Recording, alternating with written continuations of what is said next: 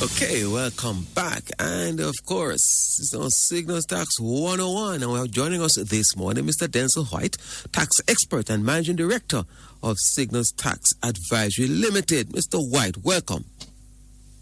Good morning, Clive, and good morning to listeners. You know, good to be on the program again. And good to have you. One thing I can tell you, these things require the kind of expertise and focus which the everyday man won't have.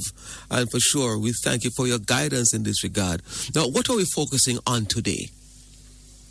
Okay. So in previous episodes, we started to talk about changes in the tax legislation in St. Lucia and Barbados, which are actually traditional go-to countries for Jamaicans to set up shop to hold their assets in Jamaica and other investments in Jamaica. Yes. We have already talked about the impact of these legislative changes on company directors.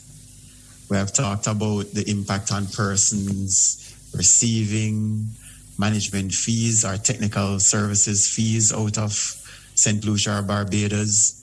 And we've even talked about companies that are grandfathered and how they would be affected by the changes. Yes. Today, we're going to focus on helping our listeners to understand the importance of economic substance requirements, which were recently introduced as part of the legislative changes. In St. Lucia, for example, effective July 1, 2021, just around the corner, IBCs that were incorporated prior to December 31st, 2018, the ones that are grandfathered actually, are going to have economic substance requirements imposed on them, whereas before they didn't. Of course, these requirements are already in place for IBCs that are not grandfathered and other companies in St. Lucia, because the requirements don't only affect the IBCs. Some of the requirements for economic substance would mean that companies must be able to show that they are directed and managed in St. Lucia. They have adequate qualified employees in St. Lucia.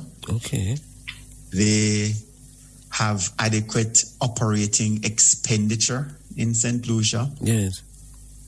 They have adequate physical presence in St. Lucia. Very important. So this is going to economic substance. They want to say that it's not a shell company in effect. That's what they say. Is that it? Exactly. They really don't want you to benefit from the tax savings if it's just a shell company. So they have put in requirements to distinguish between what may be seen as a shell company and other companies that the persons that get the benefits are really not shells. And truth be told, I mean, these are practiced across the world. We see it in Britain, for instance. You see it in Bermuda and elsewhere, you know. So it is not unknown to have shell companies. But you're saying this Economic Substance Act now is putting more teeth in terms of the requirements. Especially if you want to benefit from the tax savings available from doing the investments in these countries. There are a few others in addition to what we mentioned already. Right? You have to have minutes of the board meetings and company records kept in St. Lucia. And the companies have to comply with annual filing requirements in relation to this economic substance. They have to file an economic substance return annually. So all told, everybody's going to be affected by the 1st of July. Everybody should be affected. The grandfathered companies have been given a reprieve until then, but all the companies should be affected by that time. I see. Well, which means that they should find their way to your establishment, to get this kind of guidance on what to do, because it seems to me that the legislative framework is requiring much more than what used to obtain, and therefore you could also guide them in that regard, I'm sure.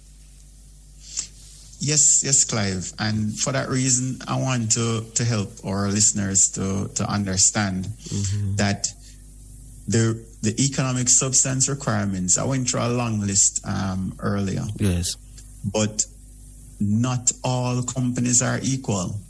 Okay. So you do have reduced requirements depending on your source of income. Oh, I see. Interesting. So a purely equity holding company, for example, would have reduced economic substance requirements. Understood. A pure equity holding company is one that just has shares Yes. of a company outside of St. Lucia. Yes. And that company would then therefore only be likely to earn dividend or capital gains. Yes, understood. Yes. Company like that, for example, and it's important to understand that each company is different, and depending on the nature of your activities, you might have varying levels of economic substance requirements or demands that you would need to, hurdles that you would need to satisfy. I see. But for the pure equity holding company, you may be able to satisfy the requirements by simply having a St. Lucian resident director. Yes. One that is under a long-term contract. Yes. And possibly given responsibilities for record keeping, among other things, in St. Lucia. So it can be pretty simple if you have a simple setup, and it can be far more complicated if it's a little bit more complex in terms of your operations. Absolutely. But for you to determine what requirements would match your needs, you may need to have a health check being done to see to what extent how you stand up in terms of the requirements now. Okay. And we would be prepared to do that sort of health check for you and actually give you pointers as to how you can fill the gap. Or gaps where they exist. All right. Well, and how can we contact? Because this is very important, and I always say, I have a lot of time for persons who are able to navigate. It can really be a minefield, and there's nothing wrong in terms of ensuring that you benefit from legislation, but you need to know how to do it. Correct? Definitely. In addition, some of the penalties for failing to comply could include your company in Barbados or St. Lucia being struck off the company's register. Oh. And if it is struck off the company's register, it would mean you wouldn't be able to benefit from the eliminated or reduced tax rates that you would have likely benefited from if you do comply. Yes. You may also be faced with penalties for failing to file or comply with the economic substance return requirement. In Barbados, it's a hefty amount of US $150,000. Really? Whoa. Actually, as a penalty to failing to file your economic substance return. Yes. And in St. Lucia, instead of a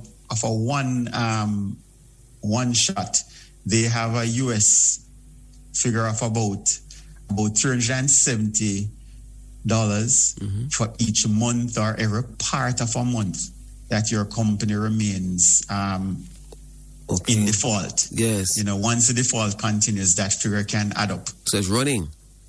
Yes, it's a running balance. So each company have different each country has different penalties that might be attached. But one thing that is in common is that you may be struck off the register if you don't comply. Yes. And clearly, if you're struck off the register, you can't get some of the benefits. Okay, excellent.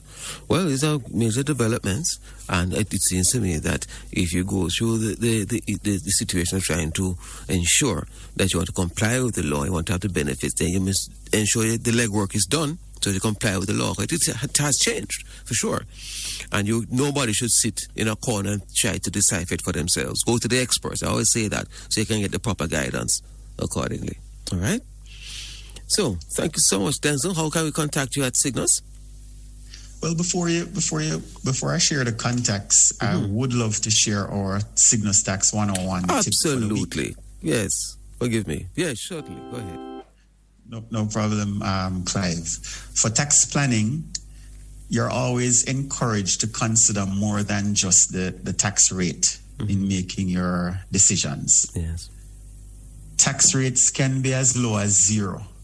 And because of other implications associated with the transaction, you can end up with a higher tax consequence of the transaction. Okay. I'll give you an example.